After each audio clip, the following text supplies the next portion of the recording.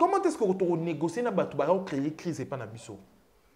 Batu ba créer crise et pas na biso. Il faut tout ça la bango opposition, il faut tout qu'il na bango offensif. Il fallait une unité spéciale, il a fallu tous une unité moko spéciale. Il y a ba antiterroriste. La guerre est facile, soko ebi adversaire.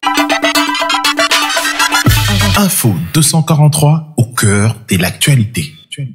Mbote bisika biso ba biso ça sayi pina mokili mobimba bandeko balandi ampifo officiel télévision. Merci pour la confiance pour pesa kana biso buto kwa moto ko sola mokolo mo lelo basango ya ekolo Congo démocratique ki bomo mesi no penza toko simba penza maye mali ko lekana ngambo est ekolo Congo démocratique ki be o penza affrontement esali mokolo mo lelo na tongo entre M23 na FARDC na route ya Kichanga Kasilo elonga penza na ngambo ya FARDC elongi ko poussa ko tia pene mungu na M23 to simba na mokolo mo lelo. Pourquoi M23 et ali ko loba monoko moko na Rwanda après ko kata signal na biso biso RDC to ali ko emettre tête na bachaine na biso ko na Rwanda biso pe le quoi to kata ki ya Rwanda a le kesa na nzela ya ndeko question bo se mais M23 na tour na pe akati signal ya Top Congo na bazone nyonso ya ile occupé et pas na bango donc koki penza ko le kanate to simba na mokolo mo lelo gouvernement ya mboka na biso penza ya ali ko banza ni na likambo ya EAC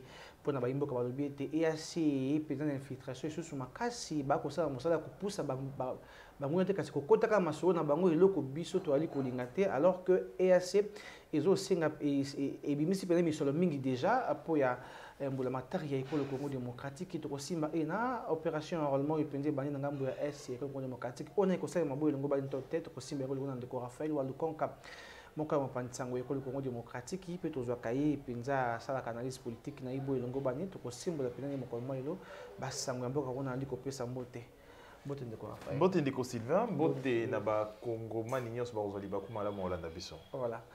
Ndeko Raphaël sali mikolo beto sali émission te hein. Ah vraiment, Mikolo Belé, ils allaient ba occupation peut-être ba côté na yo mosala, côté na ngape mosala et parfois donc on a juste milliers té mais na ko banza ke année 2023 bandeli malamu même occasion également malgré les qui n'a souhaité au meilleur vœu déjà. Merci, et puis félicitations pour la mosala au sali 100 000 abonnés déjà. Pareillement na yo pe 100 000 abonnés na info 243 donc mosala to sala raizaraka mosala ya ko permettre bato baza na information. Voilà.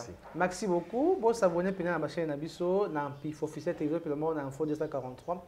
Dilo bino bo pesi biso makasi to comme na plus de 100 000 abonnés. Merci pour la confiance. Ndeko Raphaël Walukonka to sur la no penza mo moke makambo yo na bana na makambo ya M23 oyo ekati signal ya Radio Top Congo na bazone oyo zali occupé pa na bango. On a penza elingi koloba nino bozindo. Ezali tout simplement langage ya moto akomi kobanga. Moto akomi kobanga à comprendre que d'abord il y a liboso na kozwa nano na mukuse tango pour na comprendre la sabato niveau que M23 bazali ka ba terroriste ezali ba congolais tende dans sous ba kansara ki bazali ko revendiquer. Ba koloba ki ba ko revendiquer. Ba lobi ke bazali ba congomani. Mais est-ce que yo so moni congomani yo azali normal? A privé moninga na vie a boma moninga na pour aligner yo libérer est-ce qu'il y a un sens yo bino bo libérer bato bo bi ke boza bato ya libération boye bokoti place moko bozui mabele wana mais bokomo boma population bokomi ko violer bato bokomi ko boma bato de façon inhumaine. Alors il ngela ça clairement na mokili ke bazali ba terroriste bazali bato oyo ba respectera eloko moko te et sikoyo. Oui, guerre bandit depuis 1996. Donc, depuis 1996, guerre bandit, Mbalali Bosso, na zone occupée. Et pas Bango, bayi M23, to bayi Rwanda, pour échanger à Bakombo et Belé. Donc, na mukuse kagato, le Bango, za le quoi, entre parenthèses, Bakombo ne ko changer, mais na kati nango zali Rwanda. Donc, depuis Rwanda, ko agressé le biso, batikala ko katana nous signalité. Na bazone wana. Mais, coïncidence, to ezali encore élément révélateur. Pourquoi Rwanda kati signale pas na biso na et pas na ekuna na ngala na lobaka ngo tango to apprendre ngo ba moko que biso ba chaîne na biso télévision ezali ko émettre sous na Rwanda ba kati son ba kati son ba mo directement bo moni sous M23 kati signal et loko banda au salate ezali mode opératoire ya bango nyonso ndenge moko ezali ko la clairement que Rwanda moto azali sima ya M23 to M23 ezali Rwanda na forme mosusu. Donc na lelo na mokolo lelo so to ngito ba M23 ezali nani so to beti Rwanda makasi okande M23 ndeti so to beti M23 makasi okande Rwanda réagissaka. Donc Rwanda azali wana comme azali quoi tata mais M23 azali mwana. Donc so beti mwana tata e mo alors je pense que il serait mieux to beta nde tata mbala moko. OK. Il est temps. To beta mais ba procédure ngako beta tata pe ba ba lebeli moi likambo yo. To tile ngo pe point ba lebeli penza oyo biso ministre de la défense akende ki na Russie. Avisa ki ba entrepôt à Russie armement amona ki penza kutana ki na la ministre des Affaires étrangères russe non quoi ministre de la défense russe ba solo là qui et tout. Mais du coup directement vice-ministre il y a défense il y a Ukraine ailleurs le biote bango ba sunga biso mais to ba to beta Rwanda na mais eloko na mona ki on a aventure ko eza ko se moquer na biso. Oui. Ukraine yemo na za kuna zuko ko bunda te na Russie. Comment est-ce que agoya et pas na biso ko sunga biso po yemo d'abord kuna zo ko kate chaque jour a kolela ce ko sunga biso na nini po yemo ko senga ba to ba ko sunga ba sunga il est grand temps totali ça on est dans le langage ya rubanga oyebi kobanga ngo ezali nini kobanga ngo ezali que kala mingi te sommet Russie Afrique yo ko salema oui ba to o ba soutenaka M23 o ba soutenaka Rwanda ba kobanga voyez un pays agresseur un pays plutôt agressé par agresseur na bango bazali Rwanda pino boko soutenir les agresseurs en lieu et place pour soutenir agressé. Vous comprenez un peu la situation. Mais na Ukraine, tant babundisi pour soutenir Ukraine, agressé, pour ça nini, agresseur plutôt pour ça nini, pour isoler. L'agressé, pour zuyer, pour l'accès compassion, pour soutenir, pour l'accès solidarité. Mais biso c'est l'inverse. C'est lui qui est agressé de l'autre côté, vient pas na biso pour biso mais je crois il est grand temps tout le monde a nini na sommet oyo toro de cette fois-ci il y a Russie Ukraine to définir l'engagement na biso na makambo Italie makambo ya armement to zoa to solo na bango te ni ba soutenir biso to beta Rwanda voilà to sila pour Rwanda la guerre ya Rwanda na RDC na le bango clairement na le bango sous contrôle ya ba historien tant que Paul Kagame Rosala na Rwanda président à Rwanda guerre na biso ekosilaka jamais bitumana a rechangeaka le mois M23 comme M25 M26 M30 si tu comme M74 et Rosala bon tant que Paul Kagame Azana pourquoi parce qu'il faut tout remonter dans l'histoire le mal na biso excusez le mal il y a Congo tu remonter dans l'histoire te poto ba qu'est-ce le problème est où tu vois le problème est ali que régime ya Rwanda o ezali wana ya Paul Kagame na régime ozalaka na Congo Paul Kagame azalaka na haine na biso oyebi niveau général Maëla bêta Paul Kagame oyebi j'ai appris à travers na histoire que ezalaka Paul Kagame mutazalaka chef ya mouvement na bango te chef ya mouvement na bango akufa tant général Maëla côté là bango a beti bango tant bomi général plutôt tant bomi le président Abiyarimana. Donc cette haine oyo régime ya Rwanda des Aranango contre biso parce que Mobutu a soutenu le régime ya Abiyarimana. N'a pas comprendre.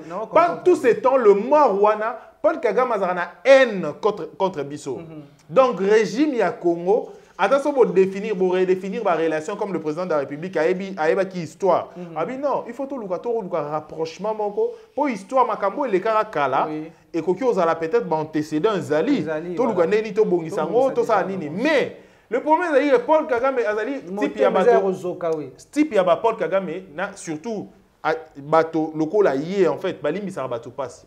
On va te voir Paul Kagame a un problème mais tina liwa ou lukara ndeni a venger a venger tina na 24e génération na a venger bango bomabo ozu bomaraka c'est qu'il fait et là il faut biso tout ça les alliés nini il faut tout préparer système de défense na biso tout préparer défense na biso tout ça na défensif carte tout ça à peine offensif parce que histoire, j'ai interrogé l'histoire récemment.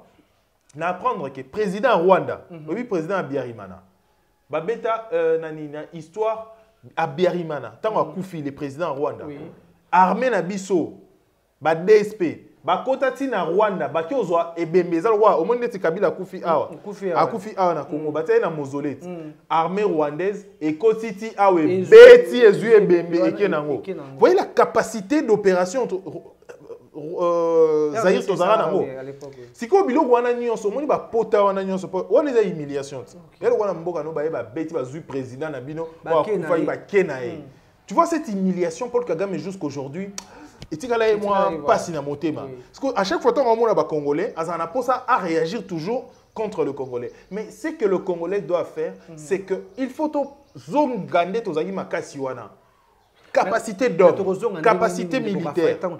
Infiltration, tactique déjà dans même bouton information c'est qui affaiblir toujours toujours na histoire ya guerre même Allemagne na France tant bazali na guerre ba pays mingi bazali na guerre ba infiltrera toujours ba service. Mais ça na possibilité bo créer une unité moko spéciale ya bato o boko maîtriser. Au moins bo créer ata bataillon bo lobby non. Ça va bien, tu as confiance, tu ne sais pas, bateau, boité, commandement, boité, ça va. Tu as commandement, moro, et pas, par exemple, tu as colonel Moroboui. Tu as dit que Mouto est vraiment loyal. Ok. Tu as colonel Luana. Formez les biso, commando à 2000. Tu as la Rwanda, tu as la minute. 2000 hommes, Congolais, côté Wana na Rwanda. Tu peux Paul Kagame, tu es tu sais l'homme souté. Tu peux Paul Kagame bonjour après tu zombi. Même si on a tongo, en fait temps il faut te passer bonsoir. Paul Kagame, je crois, on s'est retrouvé déjà à États-Unis, pour une amie aux États-Unis. Et en plus, Paul Kagame peut perdre déjà moi comme le roi Mobutu en 6-5. À Beli, Paul Kagame à Beli, je crois que Aza est na makasi mingité. Il y a préparé moi en pour la relève hein. Mais et le Congo qui est important, il faut tout mentionner Zanine. Le problème il y a Congo Zaraké, tu as un peu amnésique. Tu as un peu to bung sara moi mémoire na biso facilement. Qu'est-ce qui s'est passé dans l'histoire n'a passé na biso? Et le koni il faut tout ça la siko lelo.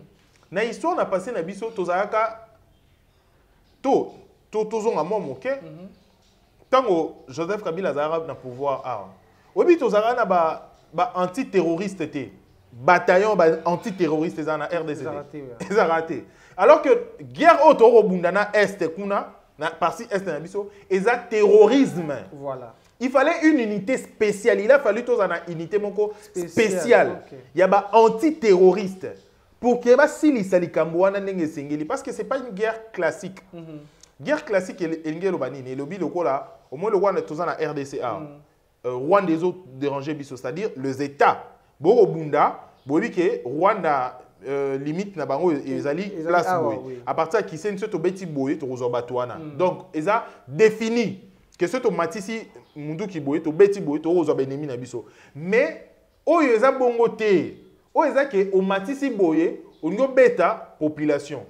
On m'a dit si beti ennemi à Zawana, mais à Kimi à côté de la population. Donc il faut une méthode moro appropriée. Pour détecter, renseignement et surtout, très important, le renseignement. Le renseignement.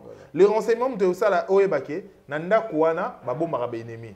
Nanda Kouana, Ezanda Kouabanini. Tant que beta, tu beti na certitude. Pourquoi? Parce que tant que beta na incertitude, ou perdre munitions, ou perdre vie humaine. Si vous perdez en vie humaine, perdre en munitions, retour dans vos années, vous perdre mon dans l'état. Il fallait avancer. Mais si vous avez si renseignement, si ma Cambodien sur puissance de feu, vous avez Rwanda dans la minute. Je crois cette fois-ci, attaque, il ne faut pas les définir. Mais, en fait, comme à niveau, il faut s'organiser. La guerre est facile, ce qu'on est adversaire. Mais la guerre est très facile, ce qu'on s'est préparé par rapport à l'adversaire. C'est très facile. Même dans le sport. Dans le sport, c'est très facile, ce qu'on est mutu. On sali boxe. Si on est mutu, au temps tactique de combat, le combat est facile. Mais c'est très facile soki otangi mutu on s'est préparé par rapport à ma déficit nae. C'est-à-dire otali mutu lobi non ah mutu aza makasi na ba allonge. Mutu so na kene ba hyperkit na ko sa mutu. Mutu yo aza styliste. C'est-à-dire aza makasi na souffle. C'est-à-dire so na kene na dégager souffle mingi. Ngana okata na avant ya obetanga. Alors et là on il faut na sala, il faut na économiser na tangi yo, na se préparer siko par rapport à compétence na o. Par rapport à point faible na o. Siko na yebiso siko ça va le combat tout se lancer. Parce que sinon tu se lancer quand pamba boisson on s'est préparé, tu le bi non tu en abattre belé, tu kende tu perdre parce que tu s'est préparé par rapport il y a combat aux anango défi aux anango to éviter tous en renseignement to ba capacité militaire na bango ba na minduki ni ezangi bango pourtant to beta oyo ayoki ka moko obi bitumba biso esila na capacité minduki mais to ka déjà mon secrétaire à MONUSCO a loba na biso alobi am 23 ans na minduki bango ata bango bazana yango te eza lokuta eza na ngoka langage obangisa biso obi à l'époque Mobutu ezali so mekie abetika moko j'ai appris na histoire peka na Brazzaville ce place ni babetaka par erreur munduki kwina e kwina ngo kaka mitina ngo so bando sa ba exercice toni e kwina ngo na fleuve Mobutu abi ah oyo za nini acte ya agression OK atiki a répondre na moko donc effet nango et ça na ba pays voisin babi Mobutu za na minduki donc il faut l'adversaire là bon so mutu au moins so mutu ameki par exemple ngaso au mekinga par exemple na otala ah OK ça va mais qui dit baté au pousse en loingete na ko beto moko prochainement et mutu faut te ateyama donc on tout mola mutu lobi mutu wana azara brutal ah mutu wana so meki na réagir donc c'est ça il faut mutu azara bon c'est ce que mon grand frère me disait toujours pour grand frère na mon pas sportif abi ko tout mola ko bunda raté parce que na koli mutu so meki réaction rapide.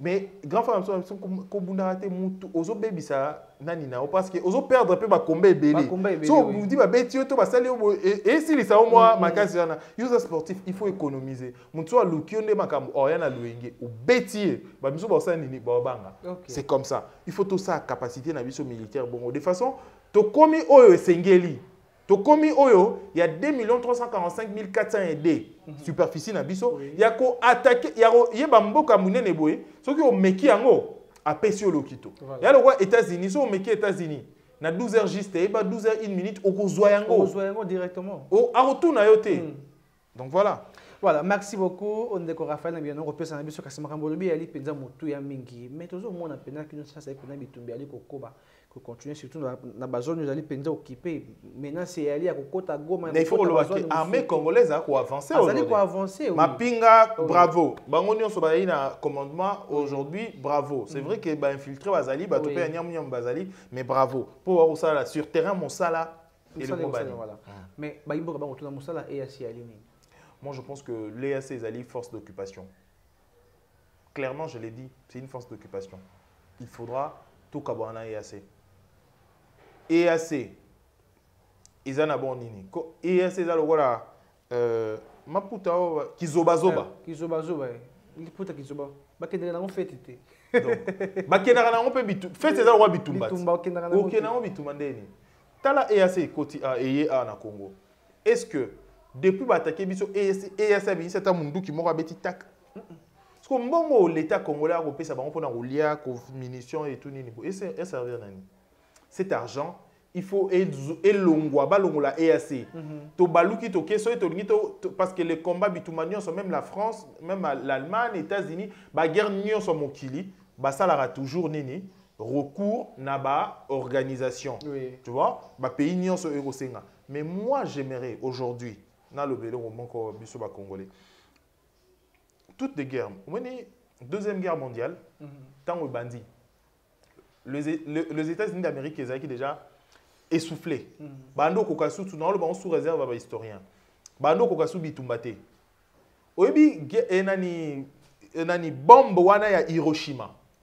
ils a formule ya physicien moko aye appelé ça déjà aux États-Unis il y a des années est-ce que pas na biso na boîte ya état-major général Tout ça, ba physicien, ba chimiste, ba tikata ba formule na bango, ba tikata ba message, ba tina, ba to ba yaka ko senga ta recommandation te. Est-ce que l'État congolais a ko sala recours et pas ba congolais ba za ba chimiste te, ba physicien te? Est-ce que l'État congolais a ko sala recours à tête et pas ba DSP ou ba bunda bitumba te? A ko sala ta recours et pas ba béret rouge, ba béret vert, oh mon bout ba ndolo ba tiela bango motema. Est-ce que RDC, le République démocratique du Congo, de Tozabo et FARDC, a recours et pas ba commando, ba anti-terror, mon bout de format. Parce que au-delà de tout, oui. Il faut trouver bailo comme moko, mon frère. Tant que militaire à un régime, il n'y a que ici au Congo, des militaires où va travailler pour un batouboyer. Par exemple, le DSP. Format on a beaucoup biso. Tant qu'on fout un bon il faut fout la taxe à l'État. L'État dit bango qui nous va former les États-Unis. Ils ont pouvoir servir Mboka. Pourquoi est-ce que tu dis que bango bazara libanda bazara nini boy? Il est grand temps. Bazwa, Ndemboka na biso za attaqué, ba créer corps ya expert. To benga ngwa ta bongo, corps ya expert moko. Hein? Bazu ba unité nyonso travailler à kala. Bazu ba généraux nyonso ba travailler à kala. Bo vandi wana. Bo solo ni makambo mboka na biso. OK. Ça va. Nga maele langa na omo ne guerre zo kende. Il faut to kende lango boy. Mususu pas pesi. Nga maele langa, c'est comme ça, ba lo toujours choc d'idées jaillisse la lumière. Choc d'idées jaillisse la lumière. Il faut ba ya ba sangana ba tout in sana makanisi. Si ko tamba tout ça makanisi obi ça va. De biso bana mboka. Oui. OK? Et là on y photo ça là. Dans le but, il faut avoir des espagnols, c'est-à-dire à par exemple, la formation 12e brigade, la formation bataillon par exemple dans le Ninité.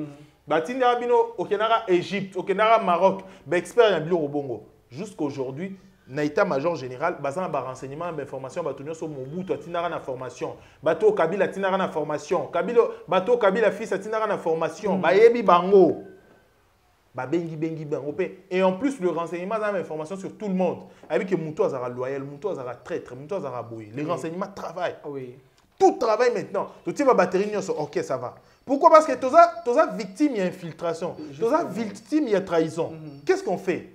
Il faut tout changer mode opératoire, Nabiso. Directement. Mais c'est comme ça qu'on doit maintenant faire des choses. Et en plus, tu es si total, et le Wami Balé Zali. Mode opération comment? Mode moko oza secret pas batunyo so ba yebate.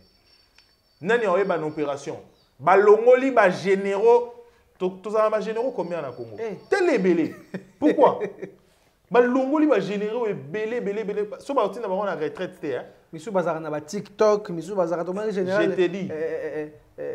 Qu'est-ce que tu veux déjà il y a ce qui va dans le bi ba mon na moko na réseaux sociaux té. Je te dis mais on a chaque jour en direct dans TikTok. On a chaque jour en direct dans TikTok. On a bango. Siko et en plus autant maman SR ni. Et siko yo mais toi c'est comme ça passe. Et ça passe. Et siko yo ka siko eloko il faut tout ça siko il y a mutu ya pona mboka na biso. À partir, il y a Makamouana Nyo Sotosali déjà. Tosali déjà Makamounia. Mode d'opération na biso et commis, il y a Robombana. Balongoli, problème wanangata on a na Beni. Na kena Beni, toke na Goma, na kena ba pays ba province plutôt. Bon ba pays ba village ba province. Voilà. Oyo ezali attaqué. Tant on a okoma kuna souvent, tant on a kenaga ba information ba pesa ngani ezali. Commandement. Les mal il y a front na biso bezani commandement. Au moins ba commandement ebelé, au moins koto bataillon général. Général na GDA za na bataillon na e. Commandement ebelé. Non. Ba longo li na commandement mutu moko kaka. Net par exemple na est nini boy. Région nyos bidon nyos bo dépend na mutu moko commandement za moko. Pourquoi tant on permettre commandement za la moko ça nini? Ça dit ceux qui ba trahir, to ebi ke mutu trahir ezaïe voilà justement. Pour ceux qui besoin de 10 commandements. Si vous avez trahi, vous avez trahi, trahison, est-ce que vous avez une chaîne à commandement, vous avez un chef. Mais si vous avez un commandement, vous avez une responsabilité. Tant que vous avez par exemple, vous avez est. Au général, quand vous avez un bataillon secondaire. Nani bo tout qui est bitumba généraux tant les belés tout le monde na est tant na yo na Beni. Na Beni boy. Pas tout quitter boy. Ah Bah pété non mon kuna jaune na rouge. T'as les belé. Oh, c'est quoi ça? Bah généraux vous avez belé pourquoi? Bah généraux mususu boza nani boko tika nini boti ya mutu moko za l'opération secondaire pas nani mususu ba koza ana comme pour en secondaire et permettre à mutu nini même na combat ezara bongo liberté de penser. Oui. Au penser au moko lobi non na mayele o na tangeli classe. Oh né na omone la oyo il faut na kende lango boy. Parce que Hollandi l'objectif na ti na suka. Et en plus na apprenez le romoro. Au moins trahison des arabes makasi. J'ai appris et pas baso sûr et pas ba commando bazara na Mamadou Ndala. OK. Na apprenez ngo. Et pas bango tant na commis na place à kufa ba benga ngo couloir de la mort. Ti lelo. Et la place on a ti lelo ba benga ngo couloir de la mort. Et la place au Romé comment c'est quitté na beni place na ma ça c'est beta tout le temps. Ba rebelle ba bimara tout le temps. OK. Et ba bisinga nini? Ba bi tant ba kenara opération au Mamadou Ndala si ça na Rwanda et na Beni. Na Estobi ezarandeni. Guerre ya Rwanda les pour ba libérer nani. Mamadou Ndala les aïka soit avancé, bah PC commandement, bah avancer ou quoi commandement contredire nani et contredire. Oui mais là ça là. Azuka bataillon moko a préparer bango a préparer banani nyonso. Abibo kanga ba téléphone na bino nyonso toko tazamba. Akanga téléphone na e. Ça dit so benga na téléphone pour PC ordre a boyi koyoka. Ça dit engelo banini. Bato obabunda na parfois baza malamu na terrain mais commandement voyez la bango ana peut-être tout le monde a traître tant il avance comme oh non bozonga décocher omoni et mutwana avuela ngangwa ibisanga ke eloko sala ke ba gagner na 2013 soki ba gagner et ndenge izaki ke bakanga ba téléphone bango nyonso Mamadou Ndala ibisi bango tokanga ba téléphone tokota zamba bakota zamba na bitumbo babundi pendant bané basilisa te na moins de temps ba beta M23 kima pourtant ba opesa omoni muto tant trahison za ki za indeni batindi bino bokene na gauche bokene na gauche bobunda bango bokota bango na gauche baza na gauche boy en même temps bino bokati bango ba bengi supuna bobimela bango liboso boy ba bomi bino donc bato bando kende bitumba na période ya liboso zaki trahison des amis akasi bokene bango lokwa ba lipa manteke ofele muto otinda bango vama yemo ayibike ndeba kebo na ko bato kuna eba tiki muto mabeza amone otala oyemo kwa otinda ma mission vama yibike muto na ko tinda vama liwa vraiment mais atindi quand même c'est trahison meilleure façon on trahir au bon trahison ngoza to créer ba bataillon bongo sali boy commandement moko après to créer unité moko spéciale aux ara anara et qui tout tabango siko juste quelques hommes parce que il faut to Mbappé le moko nous le bantou biso ba africain surtout ba congolais ba mibali hein oui oyebiata to lo bango de toi à moi na ba pays musu na bo lo ba hein ils ont été moi je parle pas des peuples hein je parle plus sur régime ya Rwanda et nani on le roi Paul Kagame tous exemple moi hein c'est to lobi tous comme le président tous exemple moi hein c'est juste pour rire hein mais quand même tous illustration bon Paul Kagame a terminé Fachiboy 2 minutes ah mais wana mama embote wana kumoro wana mama embote papa na biso wana mama embote wana kumoro wana esenga vraiment urgence États-Unis mbamo donc médecin soigné fois à pour loko ka ozora liboso kaka tina motema ko da kiti et la kisi pendenge mo combativité de Congolais bazali les Congolais sont combatifs obi peuple congolais malgré pas sa monara peuple à la charité obi so da peuple musume to céda to kraka mais les Congolais sont combatifs même esprit wana ata na bitumba boata na nini boy ceux qui ba pesi biloko esengeli les Congolais ba soda na biso so ba koti na zamba na je te dis mon frère quelques jours to yoka ba koti kisenyi po ba Congolais musu ba na ba kanda so ba ese go ba beti M23 ba beti ndezaka droit de poursuite ba beti M23 ba landi yo siko place au koti kuna ba touti après to pesika Paul Kagame mbote tozongi na biso mais tozoma dandeli déjà bazo menacer pour na ba kota kaka na Rwanda parce que population ngoma ali déterminée pour na et tombo ici la mais likambo lobi ezali penza motu ya mina ko ba te commandement moko ni ko tamsa tombo nya ngata na EAC mapinga ba wuti bikolo ebele Mais tout le monde, quand moto moko nde moto commandé bango. Général Jeff. Yé quand nde moto moko a kotambusa. Moment ndeko Raphaël, ozo baza nini pinza na déploiement oyo et au salima dans les prochains jours. Ba kopesa bato ba Ugandais ba kokanga na ngambo ya est mususu kuna ba Soudan ba kokanga boye ba Soudanais ba Kenya kokanga koto ba kokanga koto. Ils ont risqué, pourquoi risqué parce que oui. Tout ça un problème, il faut tout organiser armée Nabiso. Oui. Et il faut tout dans la capacité et la puissance de feu bang ça va tenir ça. Tant que tu as bateau ya bongo auto ebi neti ba Ougandais. Ba Ougandais ba ADF et ba Ougandais. Et ça ba Ougandais oui. Ba Rwandais ba ADF et ba Ougandais. Oui. Mais ba pays mususu wana pe mususu ba un pays ils ont quoi nani ils ont quoi la moto ozali na mbongo mingi. Bato nyonso banda ko penser ko luka ndenge na kobenda mbongo ko silisa ko créer le problème. Donc il faut za moto moko oza na mayele oza prudent quoi. Oui. Neti elo kwa bongo.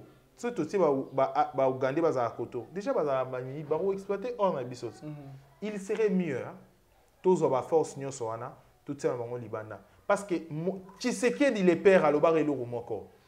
Alobi ba négocier kana mutu a créé crise té tant ba lobe makambo Edem Kodjo na Kabila nani je crois Isaka nani ya cité à Oya dialogue ya cité à Oya Tshisekedi aloba ba négocier kana mutu a créé crise té ba to ba créer crise na makambo crise sécuritaire na biso ya banani ba Rwandais oui un régime ya Rwanda plutôt à Paul Kagame pour Rwandais nous sommes pour Kagame té hein Rwandais musu baza contre makambo na bitumba pour ba kolipe ba tangi classe na bango ba professeur na biso ba pesi bango maele ba musu ba balipe koto donc eza Paul Kagame régime ya Paul Kagame régime ya Museveni na ba pays ba président mususu comment est-ce que on négocier na batu ba créer crise et pas na biso batu ba créer crise et pas na biso il faut tout ça ya bango opposition.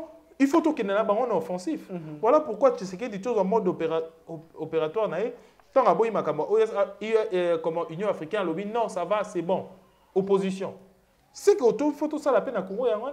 On doit faire l'opposition face à Batouana, régime. Il faut tout qu'il y ait tout ça, les bandes et Mboka Nabiso. Donc voilà. Voilà, merci beaucoup. Tu as dit que pour ça, on a souka et d'accord mon collement. Les autres, Raphaël, au bas d'une pinza en opération enrôlement au Seigneur ça lancé ou tout mon colo, Mikolo les cas qui paient mon collement. Les autres pinza dans Gamboya Nord qui vous est-ce qu'il y a sur on a que ça les manaki mi pinza. Je crois ils allaient pas si ming. Déjà par exemple, tous exemples encore.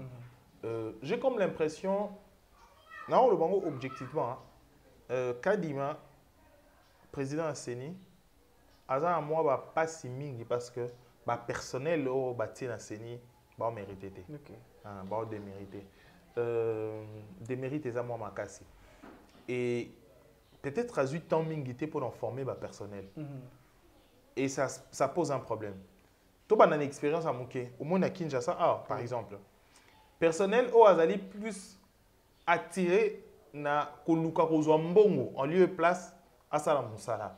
C'est vrai que les Congolais sont devenus cupides mais Kota il s'abatouana, pour nos cartes d'électeurs, il a fallu dépenser autant d'argent. Il fallait payer sa moto, n'importe quoi. Vous imaginez, dans un quartier où j'habite, dans un quartier où je suis connu, vous imaginez, parce que Ngaï bossa bongo. Bon, c'est quoi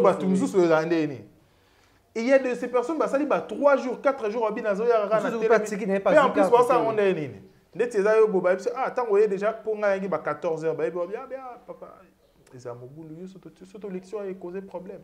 Il y a un lobby. Il y a un lobby. Tout ça, j'ai comme dans la liste. Vous imaginez, tout ça, j'ai comme dans la liste. Il y a un tel. Ah, ok, ça va. D'accord, pèse un numéro.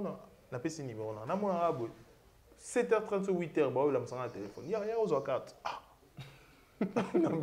Non, bien un programme, non. C'est-à-dire, on a déjà établi une liste. Voilà. Et bateau, on va avoir carte normalement, il faut appeler ça bango. Parce que biso no sto ndenge moko.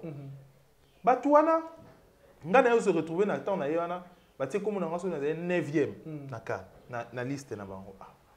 Ne na zeli pega le quoi tout le monde. Pour biso to un système to bateau qui na ils ont un civisme. Comment est-ce que yo koza carte il faut se faire accompagner par un civisme. Et donc voilà.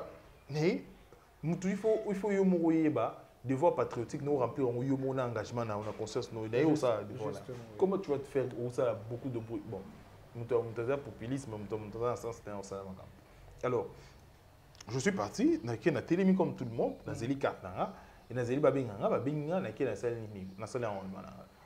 mais qu'est-ce que je n'ai pas entendu? Qu'est-ce que je n'ai pas vu? D'abord, insolent, impoli, et en plus, il pose na earning, pose na 10 heures. Il faut que il faut que lire. Vous m'avez dit que ça 8 heures, 10 heures, 10 heures, vous pose. Et à 13 heures, vous allez. Après, bon, ça m'a comme selon humeur na bango. Bon, vandi ba boya pour babalu si mamoni. Papa na vandi na lobi so qui na Kinshasa eza boy, l'intérieur zandé. Et il est temps ba mikaro mona ko revoir un peu. Ko former bato baro surtout l'intérieur. Pour l'intérieur, bato wana on a Kinshasa ko senga bako ki ko luka mbongo mom ki bato ko pesa bango. Mais l'intérieur bato wana pas c'est déjà ba problème na bango. Il faut vraiment un problème. Il faut ba former vraiment ba personnel ndenge sengeli pour éviter to za élection moro en lieu et place to avancer to zonga sima. Voilà, matondi mingi penza na likete to suki si na ka mokolo mo lelo ndeko Raphaël maloba suka numéro alo to kabona. Merci na opportunité opesi biso to solo là na ba congolais ba ko landa biso. Je pense que à tout moment, si vous avez besoin de rejoindre Nga, vous pouvez les cas par vous. Et puis par le même numéro, vous pouvez rejoindre Nga directement, facilement. Voilà. Maintenant, je vais vous dire de partout. Vous continuez à s'abonner, à partager, puis à liker l'émission. Merci à François Capel sur ma caméra.